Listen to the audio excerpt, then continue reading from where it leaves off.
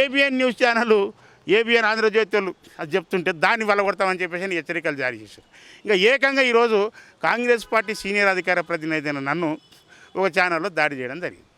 అంటే వీళ్ళు దాడుల సంస్కృతులకు మొదటి నుంచి కూడా ఉన్నది. దాడులు ఎప్పుడు జరుగుతాయంటే విచక్షణ కోల్పోయి పిచ్చి పీక్ స్టేజ్కి వచ్చి మమ్మల్ని ఎవడు దేకుతలేరా నాయనని అనుకుంటున్నప్పుడు బీఆర్ఎస్ వాళ్ళు అదే పరిస్థితిలో ఉన్నారు. అదే పరిస్థితిలో ఉన్నాను నేను అంటున్నా. పిచ్చి పీక్ స్టేజ్కి వచ్చి మమ్మల్ని ఎవడు దేకుతలేరా నాయన అని చెప్పేసి అనుకున్నప్పుడు ఇటువంటి అలజడులు సృష్టిస్తే వార్తలు పతాక శీర్షికల్లో వస్తాయి. ఆత్మరక్షణలో పడ్డప్పుడు ఇటువంటి దాడులు జరుగుతాయి. దాడులు ఎప్పుడు జరుగుతాయి? ఆత్మరక్షణలో పార్టీలు పడ్డప్పుడు, వ్యక్తి పడ్డప్పుడు ఇటువంటివి జరుగుతాయి.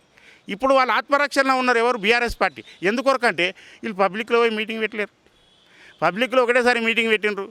కొండంత రాగం తీసి పిచ్చిగుంట పాడవాడినట్టుగా ఆ కేసీఆర్ గారు నిజంగానే రేవంత్ రెడ్డి తప్పు చేస్తే మాట్లాడతాడు కదా ఆ వేదిక మీద. ఎందుకు ఆయన పేరే ఎత్తలేదు, ఆయన గురించి ఈ ప్రభుత్వం గురించే చెప్పలేదు. అవునా కదా? మరి ఈ పిలిపి తిరిగి ఎట్లా మాట్లాడుతున్నారబ్బా? సరే వాళ్ళని ఆయన తెలివి మాత్రం నిజంగా చెప్తున్నా. కేసీఆర్ గారు రాజ్యాంగ విలువలు తెలిసిన వ్యక్తి, పదవి విలువ తెలిసిన వ్యక్తి కనుకనే ముఖ్యమంత్రి గారి గురించి పల్లెత్తి మాట మాట్లాడలేదని. మళ్ళీ వీళ్ళు ఎందుకు మాట్లాడుతారు? వీళ్ళకేం తెలివి లేనట్టు కదా లెక్క. పిచ్చి లేచిన ఊర కుక్కల్లాగా తయారైన, చిత్తకార్తి కుక్కల్లాగా తయారైన రండి వీళ్ళు. సో ఫైనల్గా దాడికి ప్రతి దాడి ఉండే అవకాశం ఏమైనా ఉందా? దాడులు చెయ్యాలంటే నాది పెద్ద కులం అండి, తెలంగాణలో మాదిగ కులం. నేను మాదిగ దండోర ఉద్యమంలో పనిచేసిన కృష్ణమాదిగ తర్వాత నెక్స్ట్ సెకండ్ లీడర్ నేను.